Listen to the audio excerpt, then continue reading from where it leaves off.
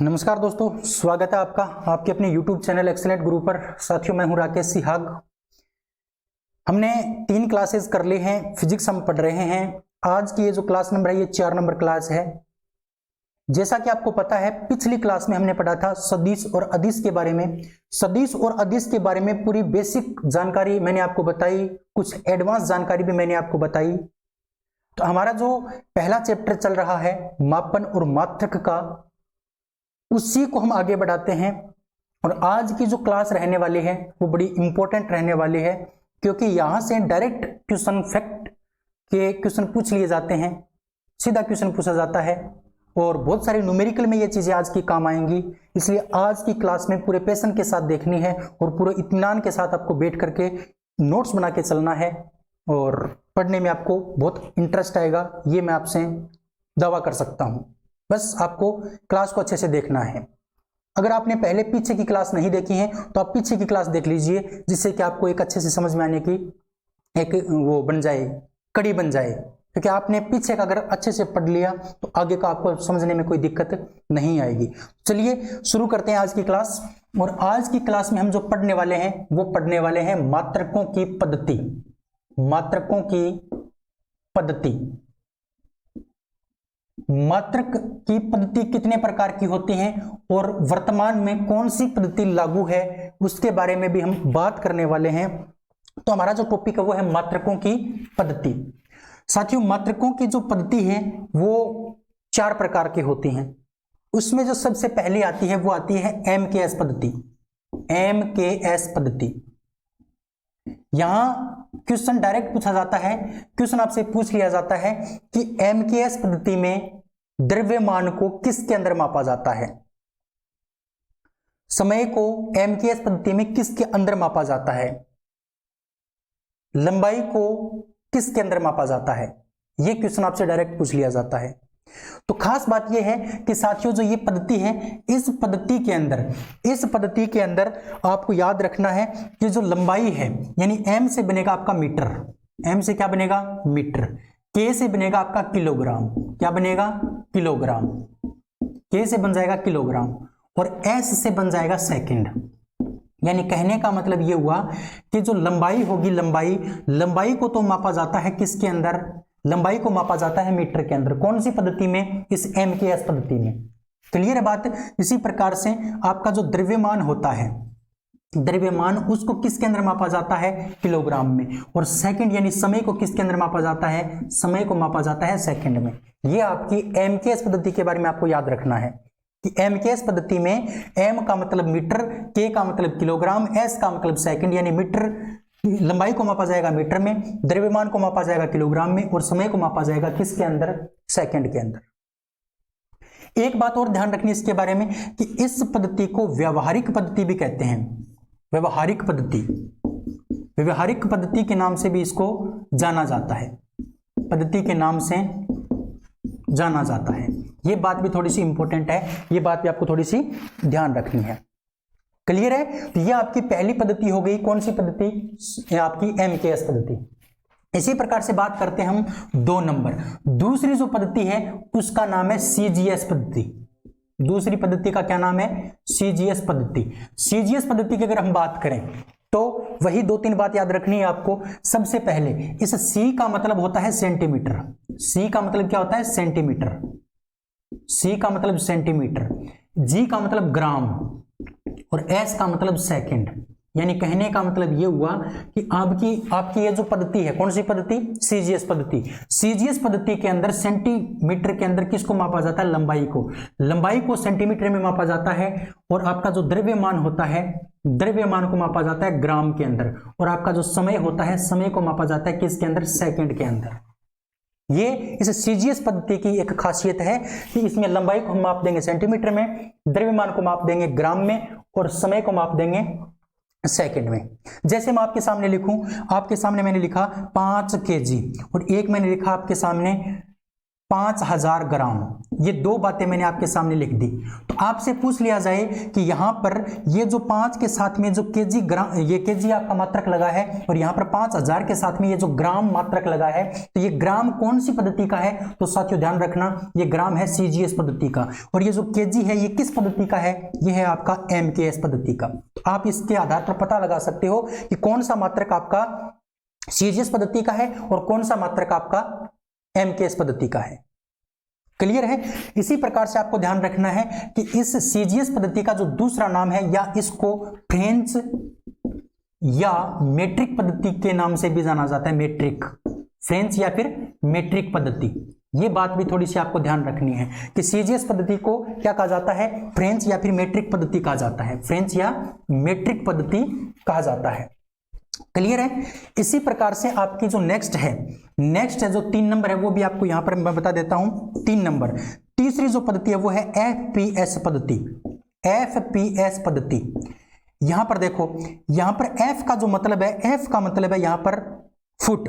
F का मतलब क्या है? फुट। पी का मतलब है पाउंड। पी का मतलब क्या हो गया? पाउंड। और एस का मतलब हो गया सेकंड। एस का मतलब क्या हो गया? सेकंड। एक बात खास ध्यान रखनी है आपको कि कोई सी भी पद्धति क्यों ना हो, समय का मात्रक हमेशा क्या होता है? सेकंड होता है। एमकेएस पद्धति में भी सेकंड होता है, सीजीएस पद्धति में भी क्या होता है? सेकंड होता है। और आपका एफपीएस पद्धति में भी समय का मात्रक क्या होता है? सेकंड होता है। तो यहां पर ये फुट है, लंबाई को किसके अंदर मापा जाएगा? लंबाई को मापा जाएगा फुट के अंदर या फिर फीट के अंदर। ये लंबाई का मात्रक हो गया। पाउंड यानी द्रव्यमान, पाउंड यानी द्रव्यमान, और समय को किसके अंदर मापा जाएगा? सेकंड में मापा जाएगा। कौन सी पद्धति के अंदर? आपकी एफपीएस पद्धति के अंदर। कौन सी पद्धति में? एफपीएस पद्धति में। यह बात आपको ध्यान रखनी है। क्लियर है बात? तो समझ में अगर आया है तो आप इसका स्क्रीनशॉट ले सकते हैं। फिर हम बात करते हैं 4 नंबर पद्धति की, और 4 नंबर पद्धति बड़ी इंपॉर्टेंट है क्योंकि वर्तमान में वही पद्धति काम आती है पूरे संसार में, पूरे वर्ल्ड में जो पद्धति काम आती है वो 4 नंबर काम आती है। उसका नाम है अंतरराष्ट्रीय पद्धति या फिर एसआई पद्धति। इसका स्क्रीनशॉट आप ले लीजिए। और साथियों, तैयारी आपको बड़ी अच्छे से करनी है और अपने आसपास का जो माहौल है ना, वो अच्छे से आपको तैयार रखना है, मेंटेन रखना है। माहौल की अगर बात करें तो आपको ऐसी जगह बैठ करके पढ़ना है जहां पर आपको कोई डिस्टर्ब न करे, जहां पर आपके कोई डाइवर्जन न हो, यानी आप डिस्टर्ब न हो।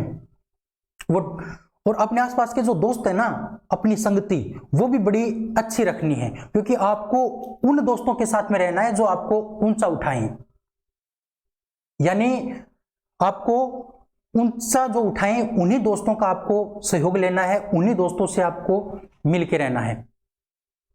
हमारे स्वामी विवेकानंद जी थे, उन्होंने एक बड़ी अच्छी बात कही है कि जो संगति होती है वो आपको ऊंचा उठा भी सकती है, और संगति है वो आपकी ऊंचाई को खत्म भी कर सकती है। इसलिए आपको अपने आसपास के जो दोस्त हैं वो अच्छे रखने हैं। दोस्तों की कहानी भी बहुत अलग होती है।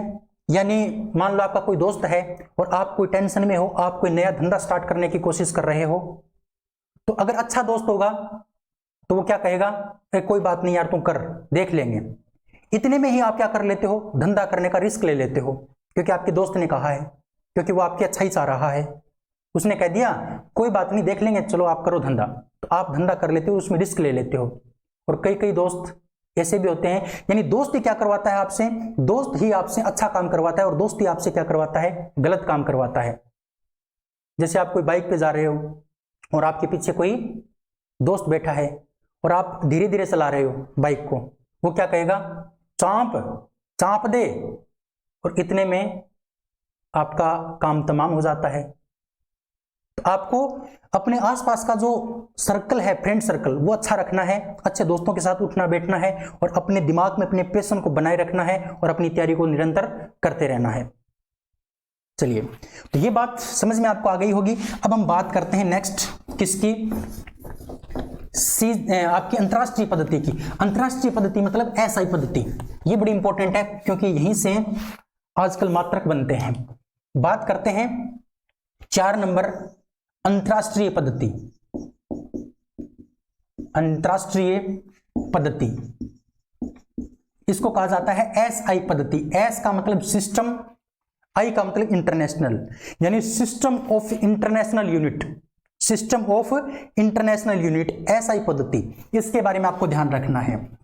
देखिए मैंने आपको बताई थी एमकेएस पद्धति, यानी एमकेएस पद्धति का जो परिवर्तित और जो विस्तृत रूप है, यानी एमकेएस पद्धति को परिवर्तित कर दिया और उसका थोड़ा सा विस्तार कर दिया, उसी पद्धति को क्या कहा गया, उसी पद्धति को कहा गया अंतरराष्ट्रीय पद्धति। यानी एमकेएस पद्धति का ही दूसरा रूप कौन सा है आपका, अंतरराष्ट्रीय पद्धति। तो ध्यान रखना साथियों, अंतरराष्ट्रीय जो पद्धति है वो एमकेएस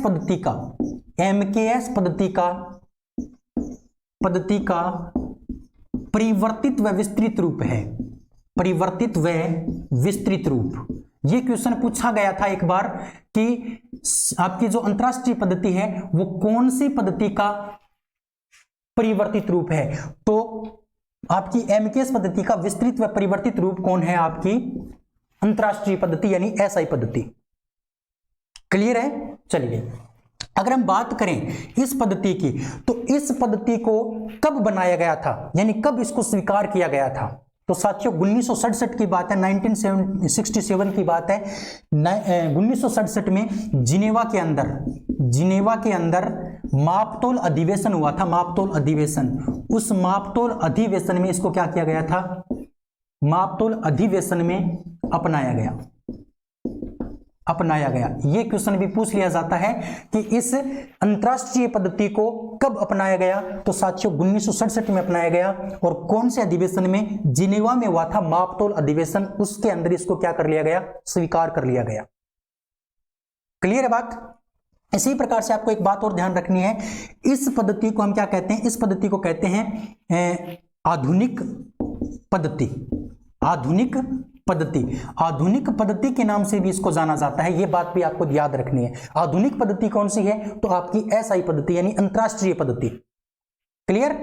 इसके बाद अगर आपको याद रखना है तो एक बात और याद रखनी है कि इस अंतरराष्ट्रीय पद्धति में 7 आपके मूल मात्रक हैं। कितने मूल मात्रक हैं, 7 इसमें मूल मात्रक हैं, और 2 इसमें क्या हैं, आपके पूरक मात्रक रेडियन और स्टेरेडियन मैंने आपको बताया था। और 7 मूल मात्रक कौन कौन से बताए थे मैंने आपको, लंबाई हो गया, द्रव्यमान हो गया, उसके बाद ताप हो गया, विद्युत धारा हो गया, पदार्थ की मात्रा हो गया, ज्योति तीव्रता हो गया, ये बताए थे ना मैंने आपको। तो वो समय हो गया, समय का सेकंड। ये आपके 7 मूल मात्रक हैं, वो कौन सी पद्धति में शामिल किए गए हैं, वो किए गए हैं आपकी अंतरराष्ट्रीय पद्धति में।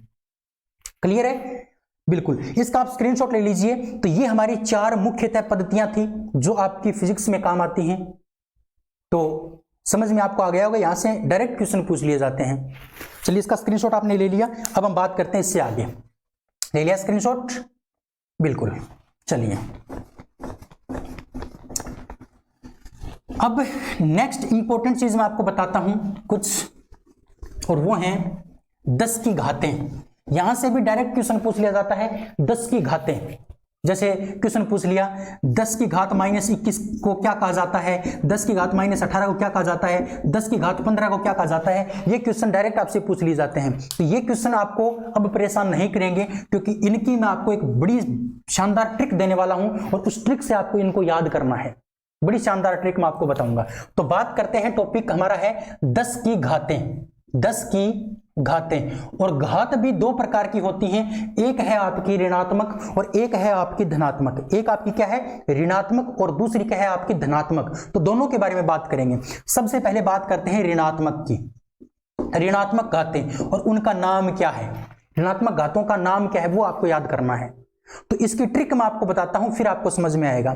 साथियों इसकी जो ट्रिक है वो देखो, इसकी जो ट्रिक है वो है कि डेसी व सेंटी, डेसी व सेंटी की मिन्नत पर, डेसी व सेंटी की मिन्नत पर माने पिताजी पर फेंका एटम बम। बड़ी शानदार ट्रिक है। यानी एक डेसी नाम का बच्चा है, एक सेंटी नाम का बच्चा है, 2 बच्चे हैं, और उन दोनों बच्चों ने अपनी मां के सामने शिकायत कर दी। किसकी, अपने पिताजी की। इसलिए पिताजी के ऊपर उसकी मम्मी ने क्या कर दिया, एटम बम है वो फेंक दिया। बस इसी में आपकी सारी बातें कंप्लीट हैं। यानी डेसी और सेंटी की मिन्नत पर, डेसी और सेंटी की मिन्नत पर मां ने पिताजी पर फेंका एटम बम। एक बार मेरे साथ आपको बोलना है कि डेसी और सेंटी की मिन्नत पर मां ने फेंका, मां ने पिताजी पर फेंका, मां ने पिताजी पर फेंका एटम बम। अब कहोगे ये क्या बता दिया, कैसे याद करेंगे? बिल्कुल सिंपल है। देखो, डेसी से डेसी, डेसी से क्या बनेगा आपका डेसी, और 10 की घात -1 को क्या कहा जाता है? डेसी कहा जाता है। क्या कहा जाता है? डेसी। 10 की घात -1 को क्या कहा जाता है? डेसी कहा जाता है। इसी प्रकार से सेंटी, सेंटी से क्या बनेगा? सेंटीमीटर या सेंटी। 10 की घात 2 को, 10 की घात -2 को क्या कहा जाता है? सेंटी कहा जाता है। 10 की घात -2 को क्या कहा जाता है? सेंटी कहा जाता है। उसके बाद हम बात करें इस मी का। मी का मतलब होता है मिली। मी का मतलब क्या होता है? मिली। मिली होता है 10 की घात -3। 10 की घात -3 को मिली कहा जाता है। मिलीमीटर हो गया, मिलीग्राम हो गया, मिली सेकंड हो गया। मिली का मतलब 10 की घात -3 है। इसी प्रकार से मां से बनेगा आपका माइक्रो। मां से क्या बनेगा आपका? माइक्रो। माइक्रो कहा जाता है 10 की घात -6 को। माइक्रोग्राम, माइक्रोमीटर, माइक्रो सेंटीमीटर या माइक्रो सेकंड। तो ये माइक्रो का मतलब होता है 10 की घात -6, याद रखना है। इसके बाद बात करते हैं ने। ने से बनेगा आपका नैनो। ने से क्या बनेगा आपका? नैनो। और नैनो का मतलब होता है 10 की घात -9। नैनो का मतलब क्या होता है? 10 की घात -9। इसी प्रकार से पी से बनेगा आपका पिको। पी से क्या बनेगा? पिको। और पिको यानी 10 की घात -12। पिको यानी 10 की घात -12। इसी प्रकार से बात करते हैं फे से। फे से बनेगा फेमटो। फेमटो या फिर फर्मी। फेमटो या फिर फर्मी। तो फेमटो कहा जाता है किसको? 10 की घात -15 को। 10 की घात -15 को क्या कहा जाता है? फेमटो कहा जाता है। और उसके बाद नेक्स्ट है आपका ए से बनेगा एटो। ए से क्या बनेगा? एटो। और एटो कहा जाता है किसको? 10 की घात -18 को। 10 की घात -18 को क्या कहा जाता है? एटो कहा जाता है। यह है आपकी ट्रिक। इस ट्रिक में सारी की सारी घातें कंप्लीट हो गई। एक बार फिर से बोलना है ट्रिक को कि डेसी व सेंटी की मिन्नत पर मां ने पिताजी पर फेंका एटम बम। इसमें सारी घातें, माइनस की घातें जो हैं वो सारी घातें मैंने कवर कर दी। है ना ट्रिक कमाल की? बिल्कुल। अगर आप इस क्लास में रहोगे तो आपको ऐसी ही ट्रिक रोजाना देखने को मिलेंगी और एग्जाम में डायरेक्ट आप क्वेश्चन कर सकते हो, है ना? क्योंकि आपको आपका जो सपना है सरकारी जॉब लेने का, वो मैं पूरा करने के अंदर आपकी सहायता करूंगा, पूरा सहयोग करूंगा। जो भी मेरे से हो पाएगा मैं आपके लिए बिल्कुल करूंगा। बस आपको पूरी डेडिकेशन के साथ पढ़ना है साथियों। बिल्कुल भी आपको डाइवर्ट नहीं होना है और पूरी डेडिकेशन के साथ अपने मंजिल को पाने के लिए और जुनून रखना है अपने अंदर। क्योंकि किसी ने बहुत अच्छी बात कही है, किसी ने बहुत अच्छी बात कही है कि अपने पिताजी की मेहनत को, अपने पिताजी की मेहनत को नई पहचान देनी है। अपने पिताजी की मेहनत को नई पहचान देनी है। कैसे कर लूं इश्क मोहब्बत, क्योंकि अभी तो मां की हथेली में पहली कमाई देनी है। इसलिए आपको इस मोहब्बत के चक्कर से दूर होकर के अपने मंजिल को देखना, अपनी मंजिल की फोकस रखना है। हाँ, इस मोहब्बत करो, अपने आप से करो या उस इंसान से करो जो आपको ऊंचाई पर लेके जाए, जो आपका पैर पकड़ के नीचे की तरफ खींचे, उसको आज ही अपने से दूर कर दो। आपका भला हो जाएगा और आप उस ऊंचाई को पाओगे। आपने सोचा नहीं होगा, उससे ज्यादा आपको मिलेगा। बस आपको अपना डेडिकेशन रखना है और अच्छे लोगों के संपर्क में आपको रहना है। चलिए स्क्रीनशॉट इसका ले लीजिए। फिर हम बात करते हैं धनात्मक घातों की। किसकी बात करते हैं? धनात्मक घातों की बात करते हैं। चलिए ले लिया स्क्रीनशॉट? बिल्कुल। अब हमें बात करनी है धनात्मक। ये तो ऋणात्मक घातों की बात थी, अब हमें करनी है धनात्मक घात कौन कौन सी है और उनका नाम क्या है और उसको कैसे याद रखेंगे, उसी ट्रिक के माध्यम से। वही ट्रिक है जो आपको याद रखनी है। अब हमें बात करनी है धनात्मक। चलिए आप हेडिंग लगा सकते हैं धनात्मक घातों के बारे में। तो इसकी जो ट्रिक है बड़ी शानदार है। इसकी ट्रिक भी बड़ी शानदार है कि डेकू व हेकू, डेकू व हेकू। क्या याद रखना है आपको? आपको याद रखना है कि डेकू व हेकू ये आपकी कौन सी घातें हैं? ये हैं आपकी धनात्मक घातें। धनात्मक घातों की अगर बात करें तो उसमें है डेकू व हेकू की, डेकू व हेकू की मैगी, डेकू व हेकू की मैगी टेस्टी है पर एक्सीलेंट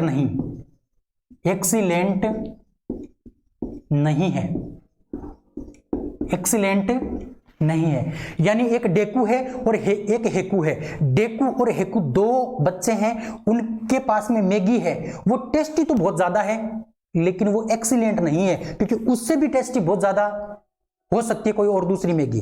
बस ये कहानी से आपको याद रखनी है कि डेकू व हेकू की मैगी टेस्टी है पर क्या नहीं है, एक्सीलेंट नहीं है। देखिए डेकू से बनेगा आपका डेक्का, डेकू से क्या बनेगा, डेक्का, और डेक्का का मतलब होता है 10 की घात 1, यानी 10 की घात -1 को क्या कहा जाता है, डेसी कहा जाता है, और 10 की घात +1 होगी तो उसको क्या कहा जाएगा, उसको कहा जाएगा डेक्का, उसको क्या कहा जाएगा, डेक्का। ये बात आपको ध्यान रखनी है। इसी प्रकार से बात करते हैं इस हेकू की। हेकू से आपका बनेगा हेक्टो, हेकू से क्या बनेगा आपका, हेक्टो, हेकू से बनेगा आपका हेक्टो, और हेक्टो का मतलब होता है 10 की घात 2, हेक्टो का मतलब क्या होता है 10 की घात 2। इसी प्रकार से आपको याद रखना है की से बनेगा आपका किलो, की से क्या बनेगा, किलो, और किलो का मतलब होता है 10 की घात 3। इसी प्रकार से मे से आपका बनेगा मेगा, मे से क्या बनेगा, मेगा, और मेगा का मतलब होता है 10 की घात 6, 10 की घात 6। माइक्रो जो होता है ना वो 10 की घात -6 होता है, और जो आपका मेगा होता है वो क्या होता है 10 की घात 6 होता है प्लस का। इसी प्रकार से इस जी का मतलब होता है गीगा, जी का मतलब क्या होगा, गीगा, और गीगा का मतलब होता है 10 की घात 9, गीगा का मतलब क्या होगा 10 की घात 9। इसी प्रकार से इस टे का मतलब हो जाएगा टेरा, टे का मतलब क्या हो जाएगा, टेरा, और टेरा का मतलब होता है 10 की घात 12, 10 की घात 12 को क्या कहा जाता है, टेरा कहा जाता है। क्लियर है बात है। इसी प्रकार से पै से बनेगा आपका पेटा, पै से क्या बनेगा, पेटा, और पेटा कहा जाता है किसको, 10 की घात 15 को, और ए से बनेगा आपका, ए से बनेगा एक्सा, ए से क्या बनेगा आपका एक्सा, या एक्सी या एक्साई की बात है, ये होता है 10 की घात 18, 10 की घात 18। ये आपकी सारी मैंने आपकी प्लस की जो गाते थी, धनात्मक जो गाते थी, वह मैंने आपको यहां पर कवर करके बताई हैं। तो क्लियर हो गया आपको अच्छे से। स्क्रीनशॉट इसका ले लीजिए और 1-2 बार इसका उच्चारण कीजिए। 2 डोज सुबह ले लीजिए, 2 डोज है इस ट्रिक की दोपहर में, और 2 डोज शाम को। आपका काम क्लियर है, कुछ भी आपको अलग याद करने की आवश्यकता नहीं है। चलिए स्क्रीनशॉट इसका लीजिए, फिर हम बात करते हैं इससे आगे। ले लिया, बिल्कुल। अब देखिए, अब 2 बातें और आपको ध्यान रखनी है जो पूछ ली जाती हैं, वो मैंने इस आपकी जो ट्रिक है उसमें शामिल नहीं की हैं। कुछ इंपॉर्टेंट बातें हैं वो आपको याद रखनी है साथियों। एक तो है आपका 10 की घात -21 और एक है आपका 10 की घात -24। इसके बारे में भी आपको याद रखना है साथियों। इसको कहा जाता है जेप्टो, इसको क्या कहा जाता है, जेप्टो, और इस 10 की घात -24 को कहा जाता है योक्टो। क्या कहते हैं, योक्टो, योक्टो, योक्टो 10 की घात -24 और जेप्टो 10 की घात -21। इसी प्रकार से एक होता है आपका 10 की घात +21 और एक है आपका 10 की घात +24। इसको जो कहा जाता है ना, इसको 10 की घात 21 को, 10 की घात जो आपकी +21 है, इसको कहा जाएगा, इसको जेप्टो और इसको जेटो, इसको जेप्टो और इसको जेटो, और इसको कहा जाता है योटो। इसको क्या कहते हैं, योटो। 10 की घात +24 को हम कहते हैं योटो और माइनस को कहते हैं योक्टो। 10 की घात -21 का नाम क्या है, जेप्टो, और इस 10 की घात +21 है उसका क्या नाम है, जेटो। ये भी आपको थोड़ी सी याद रखनी है, इसका भी आप स्क्रीनशॉट ले लीजिए। फिर हम बात करते हैं इससे आगे, इससे आगे बात करते हैं। चलिए, अच्छा ये बात ये कहां काम आती है, ये बड़ी जरूरी है आपके लिए, क्योंकि यहां से आपसे न्यूमेरिकल पूछ लिया जाता है। और न्यूमेरिकल पूछा क्या जाता है वो देखो, जैसे मैं आपके सामने क्वेश्चन लिखता हूं, क्वेश्चन आ गया कि पिकोग्राम को, पिकोग्राम को, पिकोग्राम को नैनोग्राम में बदलिए, पिकोग्राम को नैनोग्राम में बदलिए। ये क्वेश्चन आ गया कि पिकोग्राम को आपको किस में चेंज करना है, चेंज करना है आपको नैनोग्राम में।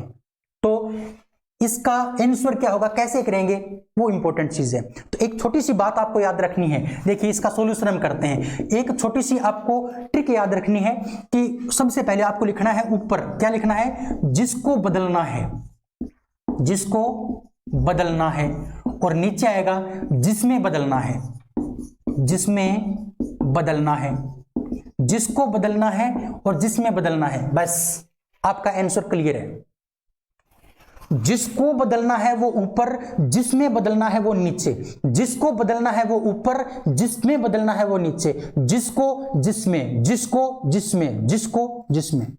क्लियर? चलिए अब जिसको बदलना है, अब आप खुद बताओ मुझे कि किसको बदलना है। आपको इस पिकोग्राम को बदलना है, तो पिकोग्राम आपका ऊपर आएगा, तो ये मैंने ऊपर आपको लिख दिया आपके पिकोग्राम।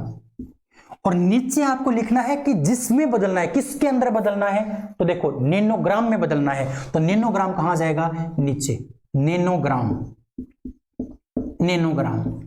अब मैंने आपको 10 की घातें पढ़ाई थी, उसमें ऋणात्मक घातों में मैंने आपको पढ़ाया था एक तो पिको और एक नैनो। याद करो पिको क्या होता है 10 की घात -12 और नैनो क्या होता है 10 की घात -9। 10 की घात -12 को कहा जाता है पिको और 10 की घात -9 को क्या कहा जाता है, नैनो। अब इसको सोल्व करना है, और इसको सोल्व करना बड़ा सिंपल है कि जब भी नीचे हर के अंदर माइनस की घात होती है उसको प्लस का बनाना पड़ता है। यानी इस माइनस की 9 है ना, इसको प्लस का करना है आपको, और वो कैसे होगा, और ऊपर अगर माइनस है तो वो भी आपको प्लस करना है, वो कैसे होगा देखो। यानी जब आप उसका रूपांतरण कर देते हो, यानी ऊपर की संख्या नीचे भेज देते हो और नीचे की संख्या ऊपर भेज देते हो, तो वो आपस में इनके चिन्ह चेंज हो जाते हैं। यानी 10 की घात -9 है नीचे, ये ऊपर आ जाएगी तो ये प्लस की हो जाएगी, और 10 की घात -12 ऊपर है माइनस की, ये कहां जाएगी, नीचे। इनका चिन्ह चेंज करना जरूरी है, तभी इसको हम सोल्व करेंगे आसानी से। अब देखो ऊपर तो 10 की घात 9 है और नीचे 10 की घात 12 है, इसका मतलब नीचे कितना बच गया, ऊपर तो 1 बचा और नीचे क्या बचेगा, 10 की घात 3, 10 की घात 3। या तो आपको आंसर ये हो जाएगा, या फिर इसको इस प्रकार से भी लिख सकते हैं, ये 10 की घात -3, ये 3 है प्लस का, इसको ऊपर भेज देंगे तो ये क्या हो जाएगा, 10 की घात -3। तो ये आपका आंसर आ गया। यानी कहने का मतलब पिको के अंदर नैनो कितने होते हैं, पिको के अंदर नैनो होते हैं 10 की घात -3। क्लियर है बात? तो इस प्रकार से आपसे डायरेक्ट क्वेश्चन पूछ लिए जाते हैं न्यूमेरिकल। चलिए ये क्वेश्चन का आप स्क्रीनशॉट ले लीजिए, फिर मैं आपको एक क्वेश्चन और बताता हूं, फिर आपको और समझ में आएगा। ले लिया? चलिए अब हम बात करते हैं एक और क्वेश्चन। जैसे क्वेश्चन आ गया 1000 मेगावाट को 1000 मेगावाट को 1000 मेगावाट को गीगावाट में बदलो, गीगावाट में बदलो। ये क्वेश्चन आ गया, तो इसको कैसे हल करेंगे। देखो वही है कि आपको मैंने एक ट्रिक बताई है कि जिसको जिसमें, जिसको मतलब किसको बदलना है, मेगावाट को, मेगावाट को बदलना है, तो मेगावाट मैंने यहां पर लिख दिया मेगावाट, और कितने मेगावाट हैं, तो आपके 1000 मेगावाट हैं, तो ये 1000 लिख दिया मैंने। और नीचे आपको क्या लिखना है, गीगावाट, इसमें यहां पर कोई संख्या नहीं है तो गीगावाट का गीगावाट लिख देंगे, ये आपका गीगावाट आ गया। अब देखो इसको हल करेंगे, ये तो 1000 का 1000 आ जाएगा गुणा, क्योंकि इनके बीच में कोई चिन्ह नहीं है तो हम किसको क्या मान लेंगे, गुणा मान लेंगे। अब देखो मेगा, और मेगा मैंने आपको प्लस के अंदर बताया था क्या, 10 की घात 6, कितना बताया था, 10 की घात 6, और बटे गीगा, गीगा का मान कितना होता है, 10 की घात 9। अब देखो नीचे भी 9 घात हैं और ऊपर भी 9 घात हो गई, क्योंकि 6 तो ये रही और 3 ये रही, यानी ऊपर भी 10 की घात 9 है और नीचे भी 10 की घात 9 है, और दोनों ही प्लस की हैं, तो हमें कुछ करने की आवश्यकता नहीं है, डायरेक्ट इनको कैंसिल कर देंगे तो कितना आएगा आपका, 1 आएगा। यानी कहने का मतलब 1000 मेगावाट में कितने गीगावाट होते हैं, 1 गीगावाट होता है। 1000 मेगावाट में कितने गीगावाट होते हैं, 1 गीगावाट होता है। तो इस प्रकार से क्वेश्चन आपसे पूछ लिए जाते हैं। उम्मीद करता हूं ये बातें आपको समझ में आई होंगी, ठीक है। चलिए इस प्रकार से आपसे न्यूमेरिकल पूछे जाते हैं डायरेक्ट। अब हम थोड़ा आगे बढ़ते हैं, कुछ इंपॉर्टेंट फैक्ट मैं आपको और बता देता हूं। अब हम बात करते हैं कुछ दूरियों के बारे में, कुछ दूरियों की बात करते हैं, यानी अत्यधिक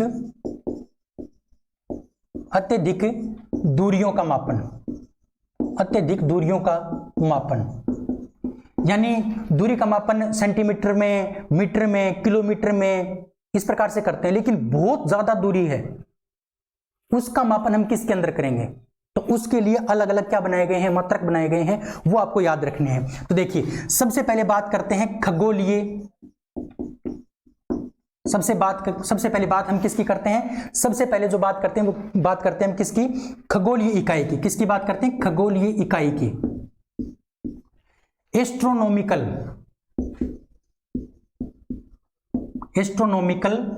यूनिट, एस्ट्रोनॉमिकल यूनिट की बात करते हैं, यानी खगोलीय इकाई के बारे में बात करते हैं। सबसे पहले बात आती है कि खगोलीय इकाई किसको कहा जाता है। खगोलीय इकाई किसको कहा जाता है, तो ध्यान रखना, जो आपका पृथ्वी व सूर्य के मध्य की दूरी को हम क्या कहते हैं, खगोलीय इकाई कहते हैं, एस्ट्रोनॉमिकल यूनिट कहते हैं। आपका सूर्य और पृथ्वी के बीच की जो दूरी है उसको क्या कहा जाता है, खगोलीय इकाई कहा जाता है।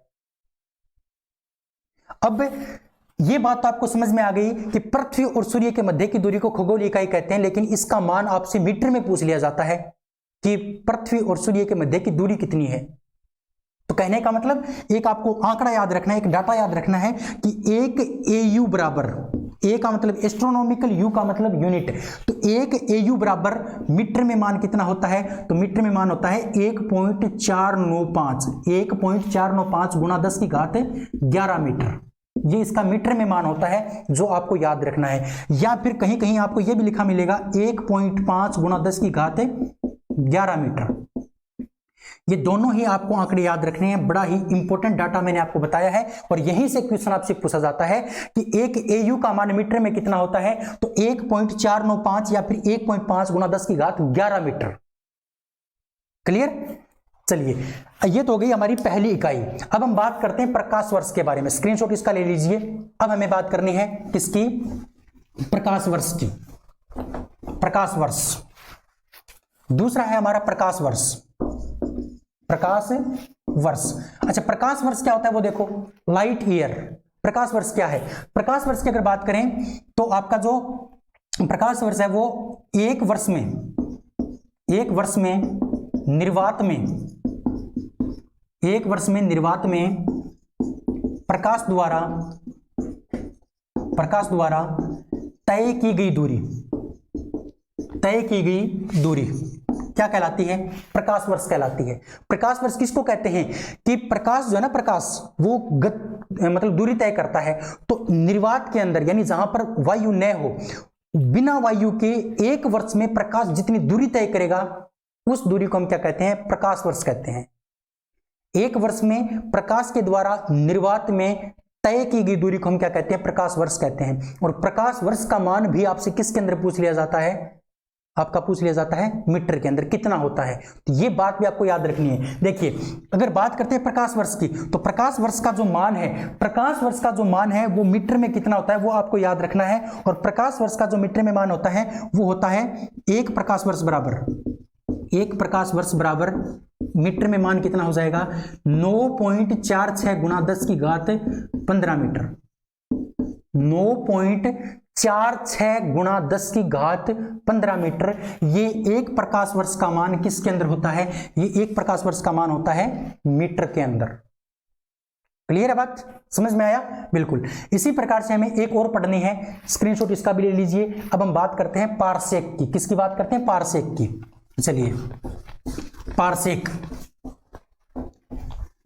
क्या है, पारसेक इसके बारे में बात करते हैं। 3 नंबर जो है हमारी वो है पारसेक। पारसेक क्या है इसके बारे में बात करते हैं। सबसे इंपॉर्टेंट बात यह है कि दूरी की सबसे